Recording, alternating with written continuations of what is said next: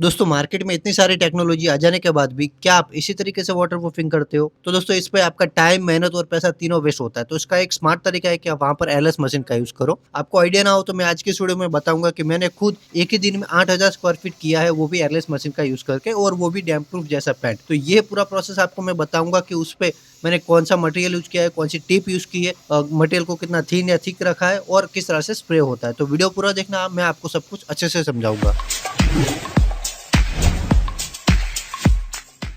तो दोस्तों सबसे पहले समझते हैं कि जो मैंने मटेरियल यूज़ किया है वो कौन-सा और उसको कितना थिन या फिर थिक रखा है। तो यहाँ पर जो मटेरियल मैं यूज़ कर रहा हूँ वो Berger cool roof and seal है। तो ये सबसे पहले तो देखिए मैं बकेट फ्रेश बकेट यूज़ कर रहा हूँ। जी हाँ दोस्तों, आप जब भी एयरलेस मशीन यूज़ करो ना तो या तो आपको छान के यूज़ करना है मटेरियल या फिर फ्रेश मटेरियल यूज़ करना है। इससे होगा क्या कि जब आप स्प्रे करते हो तो उसके अंदर कचरा वगैरह नहीं आएगा और आपकी स्प्रे का जो पैटर्न है वो एकदम स्मूथ रहेगा, लाइन वगैरह नहीं आएगी। तो यहाँ पर देखिए पहले हमने बकेट को ओपन कर लिया और बारी-बारी एक दूसरे के अंदर मिक्स कर लिया। उसके बाद में आप देखिए पानी भी डाल रहा हूँ ना तो पानी भी छान के डाल रहा हूँ, क्योंकि ये जो पानी है उसके अंदर हमने रोलर या फिर जो हाथ वगैरह धोते हैं ना वो व्हाइट पानी यानी कि मटेरियल वाला ही, तो वो छान के डालें क्योंकि उसके अंदर कचरा वगैरह नहीं जाना चाहिए। और फिर हाथ डाल के अच्छे से मिक्स करते हैं। हाथ डाल के मिक्स करने का भी कारण होता है, क्योंकि आप चाहो तो यहाँ पर पेंट जो मिक्सिंग मशीन होता है वो इसका यूज़ कर सकते हो। पर उसपे क्या होता है कई बार कचरा वगैरह होता है, जो सील पैक बकेट होती है ना उसके अंदर भी।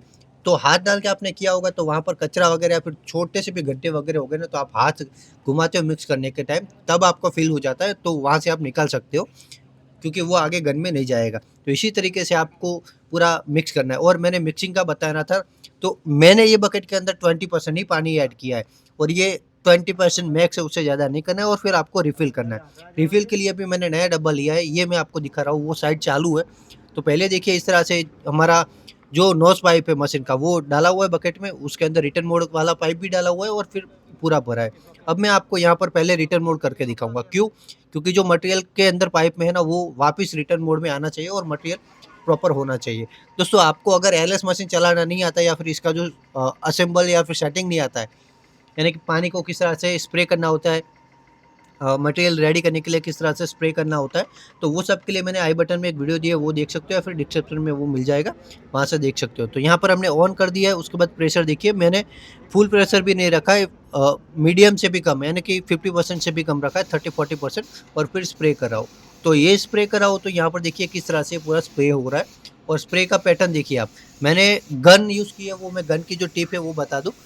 डैम प्रूफ जैसे पैंट के लिए हमें 517 नंबर की टिप है वो यूज़ करनी चाहिए, क्योंकि जो आगे का 5 नंबर है ना वो उसकी लेंथ करता है, जितना नंबर होता है उसका गुना 2 करोगे तो वो जो चौड़ा पट्टा पड़ेगा ना वो आएगा, यानी कि हमारा 5 की मैंने टिप ली तो वो 10 इंच का पट्टा पड़ेगा। 10 इंच का पट्टा तभी पड़ेगा जब आप जो सरफेस है उससे 1.5 फीट या फिर 1 फीट का अंतर रखोगे, उससे जितना-जितना दूर जाओगे उतना पट्टा बड़ा पड़ेगा, पर मटेरियल का जो लगने का जो सरफेस पे लगेगा ना वो कम लगेगा और वहाँ पर फिनिशिंग नहीं आएगी, सारा मटेरियल हवा में उड़ेगा, वेट जाएगा।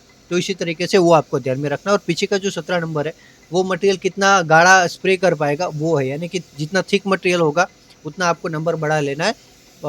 17 है, 19 है, ऐसे आगे के नंबर है वो आप ले सकते हो, 21 नंबर वैसे, जितना थिक मटेरियल उतना ज़्यादा नंबर। अब टिप के बाद दूसरे नंबर का मेन जो हमें ध्यान रखने की बात है वो है कि हैंड की मूवमेंट। हैंड मूवमेंट जितनी अच्छी तरीके से आप करोगे ना उतनी अच्छी तरीके से आपकी फिनिशिंग आएगी और वो भी आपको देखना है कि 1 से 1.5 फीट से ज़्यादा आप रखोगे तो मैंने आपको बताया वैसा होगा।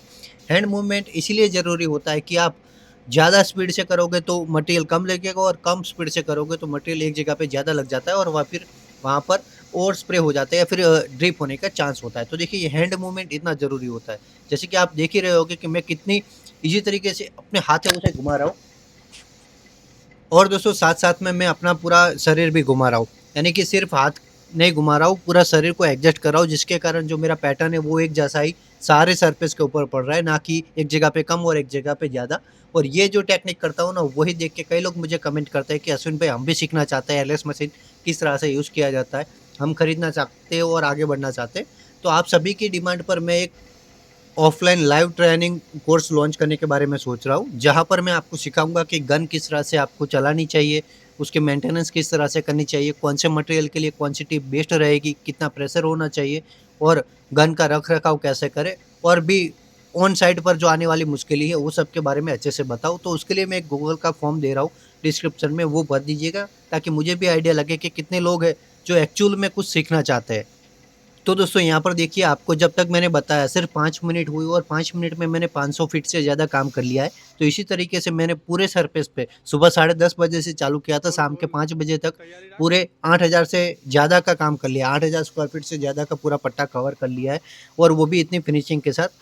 तो ये वीडियो आपको कैसा लगा है वो मुझे कमेंट में बताना, और वीडियो के बारे में कुछ भी डाउट है ना तो भी बताना, क्योंकि ये वीडियो मैं ऐसा ही नहीं बनाया था, आपको प्रॉपर सिखाने के लिए बनाया है कि गन को किस तरह से यूज़ किया जाता है। फिर भी मैं आपको थोड़ी और क्लिप दिखाता हूँ जिससे आपको आइडिया लगेगा, क्योंकि मैंने अलग-अलग एंगल से लिया है आपको दिखाने के लिए कि जो मेरा स्प्रे पड़ रहा है, मेरा हाथ चल रहा है वो किस तरह से चल रहा है। और ये आप देख के भी सीख सकते हो कि एक ट्रिगर दबाने का किस तरह से होता है, दीवार पे मैंने किस तरह से लगाया है।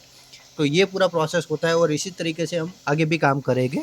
तो आप कुछ सीखना चाहते हो तो जो मैंने गूगल फॉर्म का लिंक दिया है ना वो भर लेना। मुझे आइडिया लग जाएगा कि कितने लोग एक्चुअल में सीखना चाहते हैं, तो मैं आगे कुछ ऐसा प्लान कर सकता हूँ एक कोर्स के बारे में। तो उम्मीद है आपको ये पूरा वीडियो पसंद आएगा। वीडियो पसंद आए तो प्लीज़ वीडियो को लाइक कीजिएगा और चैनल को सब्सक्राइब भी कीजिएगा। और जाते-जाते देख लो, मैं खुद नहीं सीखता हूँ, मेरे साथ मेरे कारीगर को भी सिखाता हूँ।